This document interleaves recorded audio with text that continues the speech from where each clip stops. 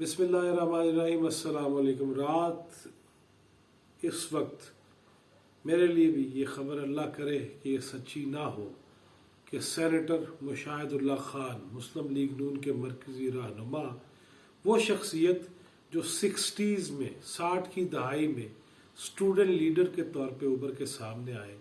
جنہوں نے اپنی گفتگو سے اور اس سے بڑا میں سمجھتا ہوں کہ پارلیمنٹیرینز کے اندر اچھا خطیب، اچھا وائز، شعر کو استعمال کرنے والا، شاعری کو سامنے لانے والا، ہر بات کا جواب دینے والا اور منطق اور دلیل کے ساتھ۔ ہاں، ان پہ یہ الزام لگایا جاتا رہا کہ مسلم لیگ نون کے چونکہ وہ رہنما ہیں اس لیے بڑی باتیں ہوتی رہی پی آئی اے کے حوالے سے، ان کے بھائی کے حوالے سے، لیکن مشاہد اللہ خان دیر از نو ڈاؤٹ کہ جس کو بہت سے شعراء بھی یاد تھے، جس کو تاریخ کا بھی پتہ تھا، جو گفتگو کرتا تھا تو پورے نپے تلے انداز میں اور ایسی بات۔ مشاہد اللہ خان مسلم لیگ نون کے ساتھ تھے لیکن وہ ایک پوری ہسٹری تھے۔ ان کے بارے میں یہ اطلاع ہے اس وقت رات کے اتنے بجے کہ وہ اس دنیا میں نہیں رہے۔ یقیناً وہ بیمار تھے اور کل نفس ذائقۃ الموت، سب نے موت کا ذائقہ چکھنا ہے، لیکن میری ان سے بہت سی ملاقاتیں اور یاد اللہ ایسی گپے بھی، لطیفے بھی، سنانا بھی، سننا بھی، فون پہ گفتگو۔ پھر یہ ہوا کہ سال ڈیڑھ پہلے سے میں ان کو کہہ رہا تھا کسی پروگرام میں اچانک آ جائے نا، کوئی بات کر لیں۔ وہ کہتا تھا نہیں، میرے حوالے سے بیان دے دو جواد فیضی،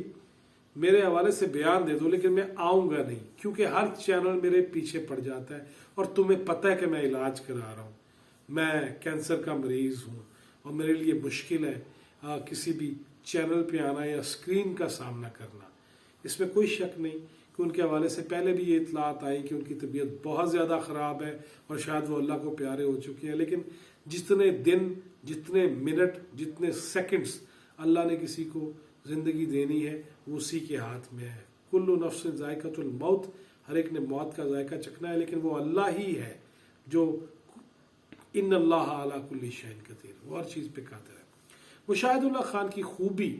وہ یہ تھی کہ وہ جہاں کھڑے ہوتے تھے وہ قدم پکے رکھتے تھے، وہ زبان سے جو بات کہتے تھے اس پہ پکے رہتے تھے۔ مجھے آج یہ افسوس ہو رہا ہے کہ پارلیمانی جو اس وقت زندگی ہے، جو نظام ہے، اس میں وہ ایک بڑے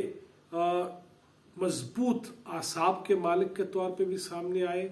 اور مضبوط گفتگو جو بڑی ہی بالکل جچی تلی نپی اور اس میں جو ٹاپک ان کا ہوتا تھا اس پہ پوری بات کرتے تھے۔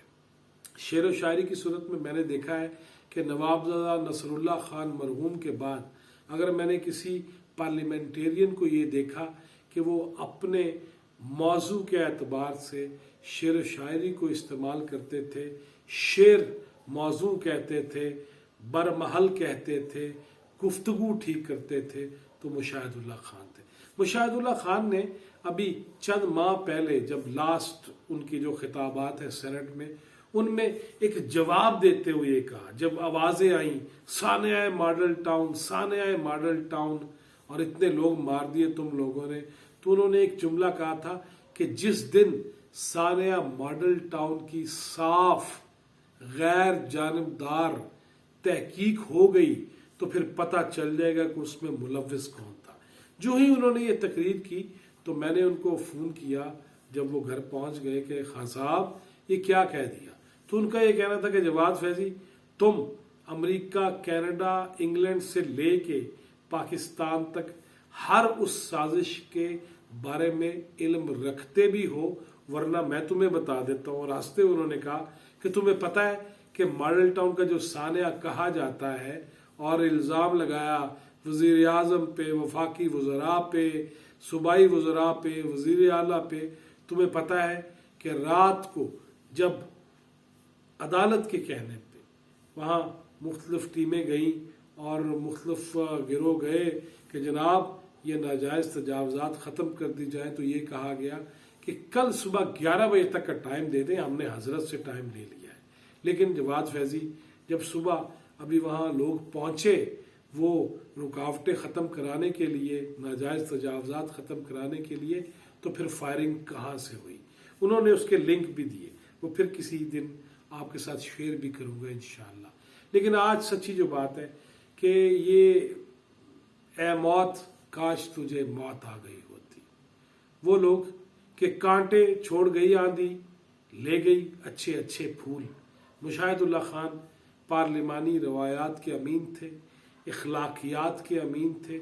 اور وہ ان کی گفتگو میں جو اثر تھا وہ نہ صرف بزرگ سیاستدان، نہ صرف بزرگ پارلیمنٹیرینز، بلکہ نوجوان نسل بھی ان سے استفادہ حاصل کر رہی تھی۔ میں پھر کہتا ہوں اللہ کرے یہ خبر جھوٹی ہو، اور سچی جو بات ہے کہ میں نے جب سے ہوش سنبھالا اور پھر جب سے صحافت کے شعبہ میں آیا ہوں، چند لوگ ایسے ہیں، چند لوگ ایسے تھے بھی، میں نہیں کہنا چاہ رہا، چند لوگ ایسے ہیں جن سے استفادہ حاصل کیا جا سکتا ہے، جو انسائکلوپیڈیا، جو پاکستانی تاریخ کو جانتے تھے۔ اور میں نے جیسا کہ آغاز میں کہا کہ 60 کی دہائی سے جو اسٹوڈنٹس پالیٹکس میں حصہ لینے والا شخص ہو، جس کو شعراء، جس کو ادیباء، جس کو سیاستدان، جس کو حرمت رسول پہ مر مٹنے والے وہ ازبر ہوں، وہ جن کی گفتگو، جن کی تقریریں کرتا ہو،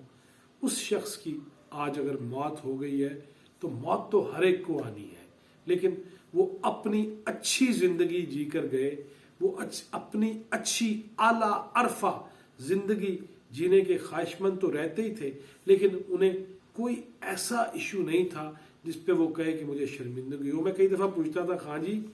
دسو نا بھائی جان،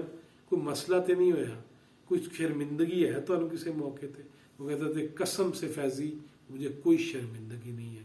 اور پھر جب 99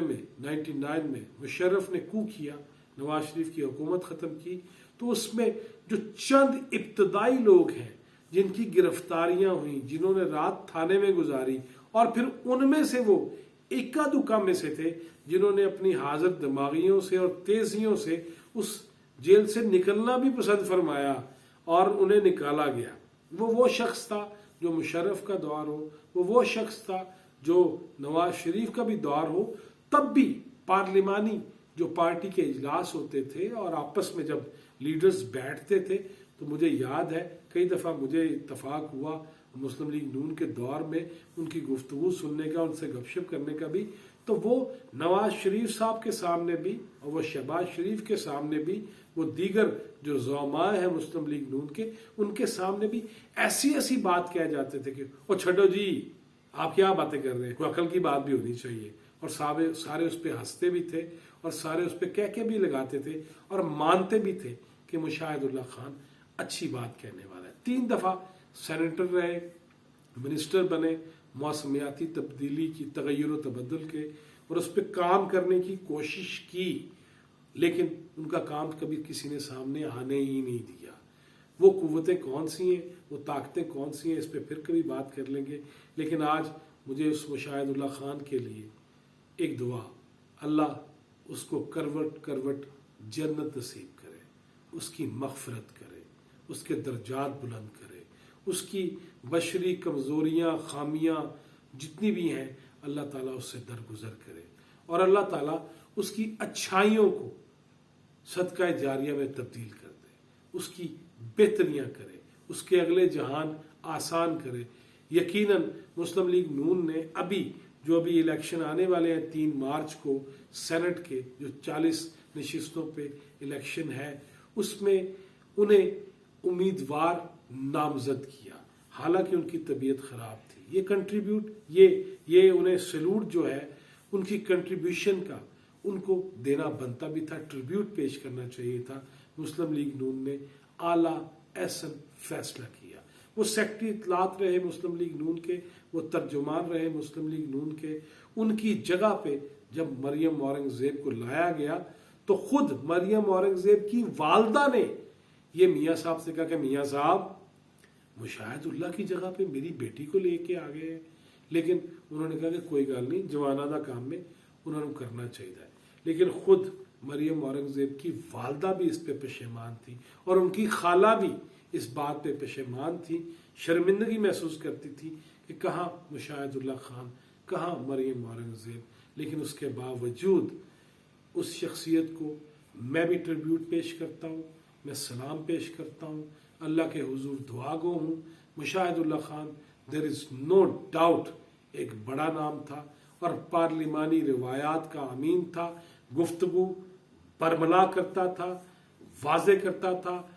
دو ٹوک کرتا تھا۔ سینٹ کا اجلاس ہو یا کوئی بھی مذاکرہ ہو، سیمینار ہو، اس میں مشاہد اللہ خان کا آ جانا اور اس کی گفتگو کر دینا، اس پہ کہے بھی تھے، اس پہ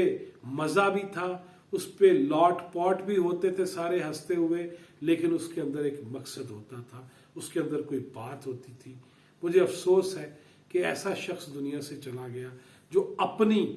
جماعت، اپوزیشن جماعتوں پہ بھی تنقید اب نہیں کر سکے گا، اور جو اس کے سامنے حریف تھے ان پہ بھی اب ضرب کاری کوئی شاید نہ لگا سکے، وہ بھی پارلیمانی روایات کے اندر رہتے ہوئے۔ اللہ مشاہد اللہ خان کی درجات بلند کرے اور اس کے لیے آسانیاں کرے، لیکن آج ایک عہد تمام ہوا، ایک شخص سارے شہر کو ویران کر گیا۔ سچی جو بات ہے، میرے اندر کا جو شہر ہے، میرا جو دل ہے، میرا جو دماغ ہے، میری جو سوچیں ہیں، آج ویران ہے۔ اس وقت رات گئے کہ مشاہد اللہ خان اگر اس دنیا میں نہیں رہے تو یہ بہت بڑا المیہ ہے، بہت بڑا نقصان ہے، اور ایسے لوگ بار بار پیدا نہیں ہوتے، ایسے لوگ تاریخ میں بہت کم ملتے ہیں۔ اور جس طرح کے حالات اس وقت دنیا کے چل رہے ہیں اور پاکستان کے، کہ سینیٹرز اگر پی ٹی آئی کے دیکھے جائیں تو اس میں کن کن لوگوں کو سینٹ کے ٹکٹ دیے جا رہے ہیں، اس کے بعد تو مشاہد اللہ خان ملنا بہت مشکل ہے۔ اللہ تعالیٰ خواجی پائی جان، جو میں آپ کو ہمیشہ اسی انداز میں کہتا تھا کہ پائے نا، اللہ تعالیٰ خیر نہ رکھے، سلامت رہو، آپ اگلے جہان میں سلامت رہیں، اللہ تعالیٰ آپ کے لیے آسانیاں کرے۔